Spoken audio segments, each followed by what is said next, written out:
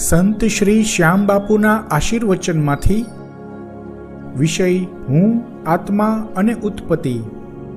પ્રકરણ હું કોણ છું તેમાં હુંની કક્ષા 5મી. ભાગ 60. આત્માનુભૂતિ થઈ હોય તેને આનંદ મેળવવા માટે બહારના કોઈ નશાની જરૂર હોતી નથી, કારણ કે તેનો આનંદ કે તેનો નશો તો તેના અંતરમાં જ હોય છે. બહારનો નશો અંતરના આનંદ પાસે તુચ્છ હોય છે.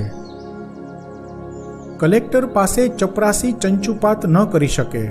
ફાગણી પૂનમની હોળી પ્રગટી હોય તેની સામે નાનકડો દીવો દિલ્લગી ન કરી શકે. તે રીતે અંતરના નશા પર બહારના વ્યસનના નશા હાવી ન થઈ શકે. આત્માનુભૂતિનો નશો તો આંતરિક હોય છે. આને નશો નહીં, ખુમારી કહેવાય છે. આ ખુમારને ઘણા લોકો નશો માની લે છે, તો કોઈ વળી અહંકાર પણ માની લે છે. બધા લોકો તો નશો એટલે ભાંગ, ચરસ, ગાંજો, અફીણ, દારૂ, ડ્રગ્સ વગેરે બહારથી કરવામાં આવતો નશો જ સમજે છે. આવા બધા નશા તો કૃત્રિમ નશા છે, તેનો કોઈ મતલબ નથી. આવા બહારથી કરવામાં આવતા નશા તો દુઃખ જ આપે, આનંદ નહીં. આવા નશાઓ તો માણસને મૂઢ બનાવી દે, જાગૃત નહીં. પરંતુ આત્માનુભૂતિનો ખુમાર તો ઉર આનંદની વાત છે, અંતર જગતની વાત છે. તેથી તે નશો પણ અંતર જગતનો જ હોવો જોઈએ. આ નશો એટલે કેફ નહીં, પણ એક પ્રકારની પોતાની જ અંદરની ખુમારી હોય છે. પોતાના અસ્તિત્વમાં જ ખુમારી હોય છે. આત્માનુભૂતિના આનંદનો ખુમાર હોય છે. દિવ્યતાના પ્રભાવનું આકર્ષણ હોય છે. અંતરથી મદહોશીની મસ્તી છલકતી હોય છે. અંતરમાં સચ્ચિદાનંદની અનુભૂતિ થાય છે. પછી બાહ્ય જગત, સંસાર તુચ્છ લાગે છે. ભૌતિક શરીર બંધન લાગે છે. અંતર જગત પ્રેમપૂર્ણ જ્ઞાનથી પ્રજ્વલિત થયું હોય ત્યાં બાહ્ય જગતની ટીમટીમાહટનું આકર્ષણ ન થઈ શકે. બાહ્ય જગતમાં શું હોશ રાખવા, બહાર તો બેહોશી જ બહેતર છે. આત્માનુભૂતિ થયા પછી આ અંતરની મદહોશીની મસ્તી દિવ્ય જ્ઞાન વિજ્ઞાનની પણ હોઈ શકે છે, પ્રેમ કરુણાની પણ હોઈ શકે છે, પરમ સત્ય પામી ગયાની પણ હોઈ શકે છે. મૃત્યુના ભય રહિત અમરત્વ પ્રાપ્ત થયું હોય તેવા અભયની મદહોશી પણ હોઈ શકે છે. અને આ અંતરની મદહોશી પર બહારનો કોઈ નશો હાવી થઈ ન શકે. બહારનો નશો તો શું, ઝેર, વિષ પણ હાવી ન થઈ શકે, વશમાં ન કરી શકે. પ્રેમ દીવાની મીરાએ વિષપાન કરેલું જ ને. પ્રેમમાં મદહોશ બનેલી પ્રેમ દીવાની મીરાને તો મૃત્યુ પણ શ્રી કૃષ્ણના મંદિર સુધી જવાનો મોકો આપે છે. આવી મદહોશીની દશા ક્યારેક બાહ્ય રૂપથી બેહોશી પણ લાગતી હોય છે. ઉર આનંદની અનુભૂતિ તેને અલગારી બનાવી દે છે, અભય બનાવી દે છે. દુનિયાથી અને પોતાના શરીરથી પણ બેપરવાહ બની મુક્તિની મહેફિલ માણે છે. આત્માની અનુભૂતિ ફક્ત મનુષ્ય જાતિમાં જ શક્ય બને છે. જીવ જગતમાંના કોઈ જીવાત્માને આત્માનુભૂતિ થઈ ન શકે, કારણ કે જ્ઞાન દ્વારા આત્માને જાણી સમજી શકાય છે અને પ્રેમપૂર્ણ જ્ઞાન દ્વારા આત્માની અનુભૂતિ થઈ શકે છે. અને મનુષ્ય સિવાય કોઈ પણ જીવમાં જ્ઞાન નથી હોતું. ફક્ત શરીરની યાદોથી જ તે બધાની જિંદગી ચાલતી હોય છે. જો કે મનુષ્ય સિવાયની જીવસૃષ્ટિના જીવોને આત્માનુભૂતિ જેવું કશું હોતું પણ નથી, કારણ કે તે દરેક જીવ કુદરતની ખૂબ જ નજીક હોય છે, પરમાત્માથી દૂર નથી. પરંતુ અનુભૂતિનું જ્ઞાન નથી, આનંદની અનુભૂતિનો અહેસાસ નથી, વિચારોની પ્રક્રિયા કરી શકે તે જ્ઞાન નથી. ખરેખર તો કોઈ પણ અનુભૂતિની અભિવ્યક્તિ થઈ જ ન શકે. શબ્દોથી નહીં, સાહિત્યથી નહીં, દર્શનથી નહીં કે કોઈ ઇન્દ્રિયોથી પણ નહીં. અનુભૂતિની અભિવ્યક્તિ શક્ય જ નથી. આત્માનુભૂતિ તો ઇન્દ્રિયતીત થયા પછીની ઘટના છે. ઇન્દ્રિયોના બંધનથી મુક્ત થઈ ગયા પછી, ઇન્દ્રિયોની પાર ગયા પછી અનુભવાતી ઘટના છે. દરેક અનુભૂતિ વ્યક્તિગત હોય છે, પરંતુ આત્માનુભૂતિ વ્યક્તિગત એટલે વિરલ ઘટના હોય છે, આંતરિક ઘટના હોય છે. આત્માની અનુભૂતિ 5મી કક્ષા આવે ત્યારે થાય. પાંચમી કક્ષા છેલ્લી છે, સૌથી ઉપર છે. તેથી પહેલાં કહ્યું છે તે રીતે નીચેની કક્ષાવાળાને તેનાથી ઉપરની કક્ષાની અનુભૂતિ ન થાય.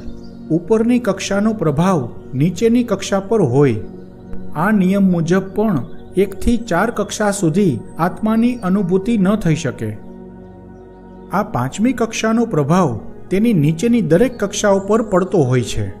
પાંચમી કક્ષાની હસ્તી દરેક કક્ષાઓની અનુભૂતિ પણ કરી શકે છે, પ્રભાવ પાડી શકે છે અને દરેક કક્ષાઓની જે લાક્ષણિકતાઓ હોય છે તેના પર કાબૂ પણ મેળવી શકે છે, અનુશાસન કરી શકે છે. ભટકતું મન મુક્તિ અપાવી ન શકે. અનુશાસિત મન જ મૃત્યુલોકની માયાના વશીકરણનું બંધન તોડી શકે. કારણ કે આ માયાના વશીકરણની અનુભૂતિ પણ પાંચમી કક્ષા સુધી થતી નથી. તેથી જ માણસ અહંકાર કરતો હોય છે. પાંચમી કક્ષાએ પહોંચેલી હસ્તી અહંકાર કરી જ ન શકે. હા, 1 થી 4 કક્ષા સુધીના વશીભૂત થયેલા અજ્ઞાની લોકોની અહંકારી વાતો પર હસી શકે. પાંચમી કક્ષાએ પહોંચેલી હસ્તી શા માટે અહંકાર કરી ન શકે? કારણ કે તેને પોતાનું ભૌતિક શરીર, આ ભૌતિક સંસાર, આ જિંદગી વગેરે બધું જ સાવ નગણ્ય લાગતું હોય છે. આ સંસારમાં રહીને ઇન્દ્રિયો દ્વારા જે કંઈ પણ અનુભવી શકાય છે તે બધું તુચ્છ લાગતું હોય છે. 50-75 વર્ષની જિંદગી એક જીવાણું જેવડી લાગતી હોય છે. એક ઉદાહરણથી આ વાત સમજીએ. જ્યારે તમે ગૂગલ મેપમાં તમારું સ્થાન શોધો છો ત્યારે મેપને ઝૂમ ઇન કરતા જાઓ છો. જેમ જેમ ઝૂમ ઇન કરતા જાઓ છો તેમ તમારું ગામ દેખાય છે, પછી તમારો એરિયા આવે છે, પછી શેરી, મહોલ્લો અને છેલ્લે તમારું મકાન પણ ગૂગલ મેપમાં જોઈ શકાય છે. હવે તે મેપને ઝૂમ આઉટ કરતા જાઓ. પહેલાં તમારું મકાન દેખાતું બંધ થશે, પછી મહોલ્લો, શેરી, લત્તો નાના થઈ દેખાતા બંધ થશે, પછી તમારું ગામ પણ સૂક્ષ્મતામાં સમાઈ જશે. એમ કરતાં છેલ્લે પૃથ્વીનો ગોળો આવી જશે. હવે તેમાં શોધો તમારું ગામ, તમારું મકાન છે તો તેમાં જ, છતાં ક્યાં ગયું? હવે ગૂગલ મેપની બહાર નીકળો અને કોઈ પણ બ્રહ્માંડની એપમાં જાઓ. તેમાં સૂર્યમંડળના સંદર્ભમાં પૃથ્વી શોધો, આકાશગંગાના સંદર્ભમાં સૂર્યમંડળ શોધો, આ બ્રહ્માંડના સંદર્ભમાં આકાશગંગા શોધો. હવે તેમાં શોધો ક્યાં છે પૃથ્વીનો ગોળો, તેમાં ક્યાં છે તમારું ગામ, ક્યાં છે તમારું મકાન. આ વાતને વૈચારિક રીતે સમયમાં સંદર્ભમાં લઈએ. એક જિંદગી 1 સેકન્ડ કરતાં પણ નાની થઈ જશે. દાદા પરદાદાઓના તો નામ પણ યાદ કરવા પડશે અને તેથી પહેલાંનો ઇતિહાસ તો કાળના મુખમાં સ્વાહા થઈ ગયો હશે. જેના દ્વારા તમારું અસ્તિત્વ છે તે દાદા પરદાદાના અસ્તિત્વને સમય ભરખી ગયો છે. તમને તમારા 200 કે 300 વર્ષ પહેલાંના ઇતિહાસનો પત્તો નથી, તો તમારી જિંદગીના 50-75 વર્ષ કોણ ક્યાં સુધી યાદ રાખી શકશે? વિરાટ કાલચક્રના સંદર્ભમાં આ ભૌતિક દુનિયામાં મારા કે તમારા ભૌતિક શરીરની ઉંમરની કોઈ ગણતરી પણ ન થઈ શકે. આ હકીકતનું ઉદાહરણ વાંચીને કે સાંભળીને થોડીવાર કદાચ કોઈને સ્મશાન વૈરાગ્ય થઈ જાય, પરંતુ પછી ફરી આ બધું દિમાગની નિર્જીવ યાદો બની જાય. કારણ કે પાંચમી કક્ષા આવી ન હોય, એટલું જ્ઞાન પણ ન હોય, તેથી તે અનુભૂતિ ન બની શકે, અહેસાસ ન બની શકે. પરંતુ પાંચમી કક્ષાએ પહોંચ્યા પછી આ હકીકત તેની જિંદગી બની ગઈ હોય છે. તેની જાગૃત અવસ્થા તેને સંસારની પ્રવૃત્તિમાં કે સંસારના પ્રલોભનોમાં મન લાગવા જ ન દે. આવી હસ્તીથી એક ક્ષણ પણ પોતાની સૂક્ષ્મતા અને પરમાત્માની સૃષ્ટિની વિશાળતા વિસરાતી નથી હોતી. તો પછી પાંચમી કક્ષાની હસ્તી અહંકાર કરે તો કઈ વાત પર કરે? અહંકારની કક્ષા ચોથી છે અને આવી મહાન હસ્તીની કક્ષા પાંચમી હોય છે. તેથી જેમ જેમ જ્ઞાન મળતું જાય તેમ તેમ અહંકાર ઓગળતો જાય. આ રીતે પાંચમી કક્ષા ભૌતિક શરીર પર, યાદો પર, ભાવ જગત પર, અહંકાર પર બધે જ અનુશાસન કરે છે. પરંતુ 5મી કક્ષામાં આગળ વધેલી હસ્તીને કોઈ પર કાબૂ કરવાની ઈચ્છા જ ન થતી હોય. પરમાત્મા જે કરે તે મંજૂર જ હોય, તેથી તેમાં ફેરફાર કરવાની કોશિશ પણ ન કરે. શ્રદ્ધા અંધશ્રદ્ધાની વાત કરીએ તો 5મી કક્ષાની હસ્તીમાં એટલું સામર્થ્ય હોય છે, એવી જાગૃત અવસ્થા હોય છે અને એટલી બધી વિશાળ ઉર્જા હોય છે કે તેના પર કોઈ પણ મંત્ર, તંત્ર, જાદુટોના, ભૂત પ્રેત વગેરે ચીજોની બિલકુલ અસર ન થાય કે પછી એવી કોઈ પણ પેરાનોર્મલ ગતિવિધિની પણ બિલકુલ અસર ન થાય. સામાન્ય માણસો આવી બધી પેરાનોર્મલ ગતિવિધિથી થરથર કાપતા હોય છે, જ્યારે 5મી કક્ષાની હસ્તીનું ધ્યાન આવી તુચ્છ ચીજો પર જતું પણ નથી. बेहोशी की आजादी का आलम, होश वालो तुम क्या जानो.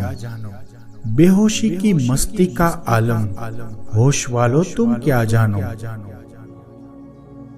अर्थात बेहोशी એટલે હોશમાં ન હોય એવી સ્થિતિ, બેશુદ્ધિ, ભાન ભૂલેલી અવસ્થા. આધ્યાત્મમાં તો જાગૃત અવસ્થા હોવી જોઈએ, ચેતના વધવી જોઈએ, હોશપૂર્વક રહેવું જોઈએ. તેને બદલે આ બેહોશી શરાબની કે કોઈ બાહ્ય નશાની બેહોશી નથી, પરંતુ બાહ્ય જગતમાં બેહોશી છે, બાહ્ય જગતના સંદર્ભમાં બેહોશી છે. કારણ કે તે વ્યક્તિ અંદર છે, બહાર નથી. અંતર જગતની ગહેરાઈને પામી ગયેલ છે. બહારની દુનિયાની પરવા કર્યા વગર અંતર જગતની ગહેરાઈમાં ડૂબકી લગાવે છે, ત્યાં ભ્રમણ કરે છે, તેમાં રમણ કરે છે. જેટલી સભાનતા, જાગૃતિ, અવેરનેસ વધશે, હોશ વધશે, તેટલી ચેતના પણ વધશે. જાગૃત અવસ્થા વધી છે તે ખબર કેમ પડે? ભૌતિક સંસારમાં, દૈનિક જીવનમાં અવલોકન કરીને જાણી શકાય કે પોતાનું કાર્ય સભાનતાપૂર્વક થાય છે કે ખોવાયેલા રહીને ફક્ત મશીનની જેમ યંત્રવત કામ થાય છે.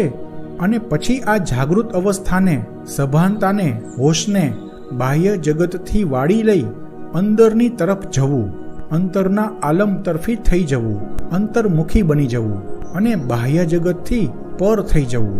પછી સંસારનું કે શરીરનું ભાન પણ ન રહેવું. અંતર જગતમાં પૂર્ણ ચેતના, હોશ અને બાહ્ય જગતથી બેહોશ. જે ફક્ત બૌદ્ધિક તર્ક કરીને સમજવા માંગતા બુદ્ધિશાળી રેશનાલિસ્ટ લોકો આ બેહોશીને સમજી ન શકે, ફિલોસોફી અનુભૂતિ ન કરાવી શકે. આવતા અંકમાં પણ હું કોણ છું વિભાગમાં હુંની કક્ષા 5મી ચાલુ રહેશે.